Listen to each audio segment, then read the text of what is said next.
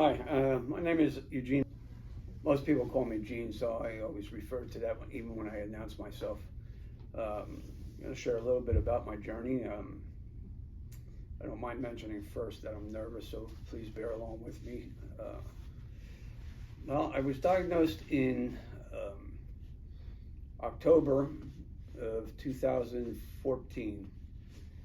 Uh, the doctor told me that the diagnosis was stage 4 prostate cancer. Or actually, no, back it up. He just said you have prostate cancer. It looks like it's very aggressive.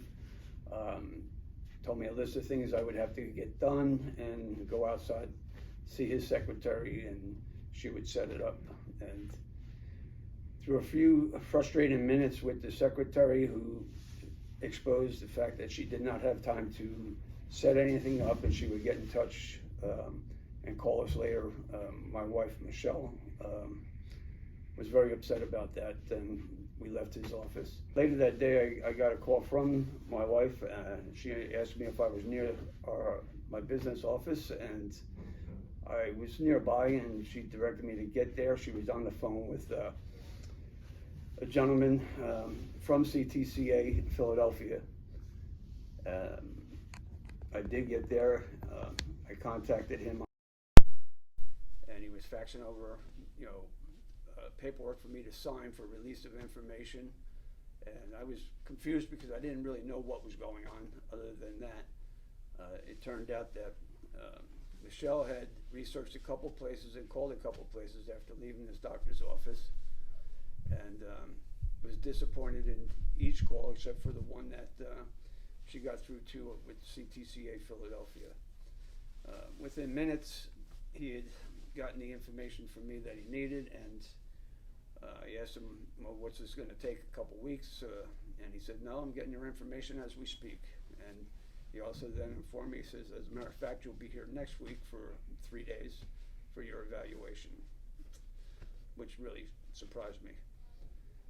So I went home from there and got some more information from Michelle, what she did during the day to get to that point. Moving forward to the following week, I went out to CTCA in Philadelphia and started my 3-day evaluation. I went through a series of tests, scans. Before the first day was completely over, they had already had a good idea of what was going on, and my diagnosis was stage 4. It had metastasized into my spine, and they wanted me to stay later to do other scans. So at 2 o'clock in the morning, I'm being continually scanned, different things. And by 6:30 the following morning, that same morning, they knew what the plan was going to be, and I started treatment on the second day. The conversations that my wife had with these other hospitals told her that it would take anywhere from 3 to 6 months before they could possibly start treating me for any of this. So I left there. I should say that it wasn't hard for me to get back and forth because I only lived 17 minutes away from the hospital in Philadelphia. So, and that's where the journey began. Stage 4 prostate cancer. Metastasized in my bone only. It had never reached any of my organs, which they said was kind of strange because they never saw that happen before. But nevertheless, that was a blessing. And today, it's almost 9 years since that day.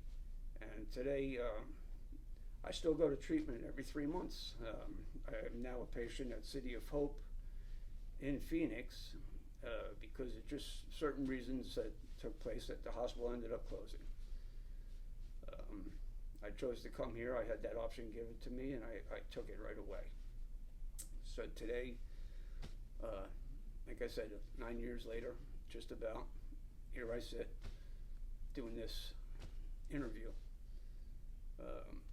A lot of things have gone on over all those years. My wife passed away. It's been nearly 4 years. In the midst of that, taking steps to recover.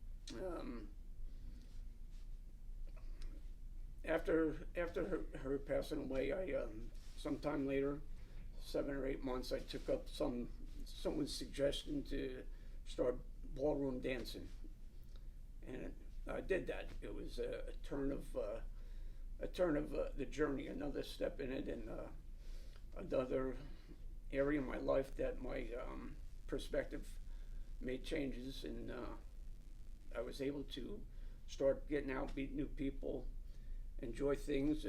My cancer treatment was well underway and doing well. My numbers were going unchanged constantly. Every 3 months they came up with the same numbers, and I was kind of, and still am, sort of just carefree from any of it, because I feel safe where I am. I feel safe with the doctors. I feel safe with the being told the truth, and a knowledgeable truth, not a truth to say we don't really know because we need more tests and it's going to take us weeks, but everything's immediate. So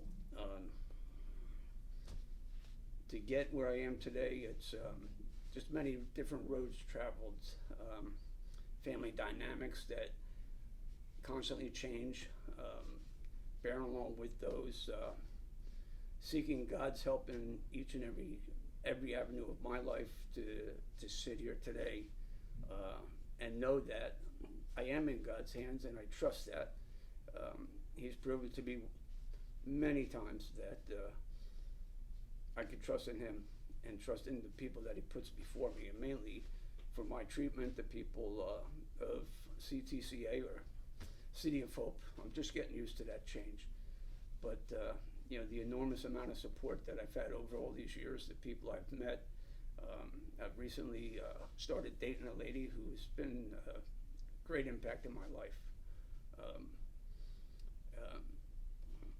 I don't know really all to say and how to go about saying it, but what I appreciated most, and in my years in Philadelphia with the doctors there, was they became a family. And I feel that family type of atmosphere here. I watch other patients that have been coming for quite some time, and they know each other, and it's a mirror image of what we did in Philadelphia. I love being able to sit and talk to people and encourage them.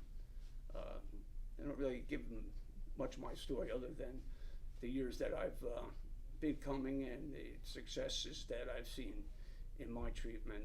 If I had any advice for anybody, it begins with hope. For me, my hope in trusting God that he has something for me. I don't know where that ends, and I like the journey that he has me on, and if I don't agree with the journey he has me on, some days I don't, but I trust that that's where he needs me to be at that time. So you know, anyone who has to go through any type of treatment, City of Hope is just that. It's a city of hope, and the people here are just magnificent. There's nobody here saying, go sit down, we'll call you when we're ready for you. They not only call you immediately, but they do it with a smile, and that means a lot to me.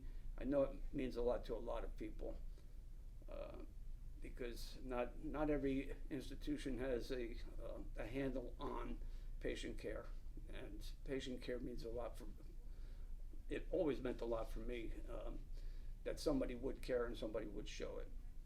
So with that, I would just say thanks for listening, and good luck to everybody.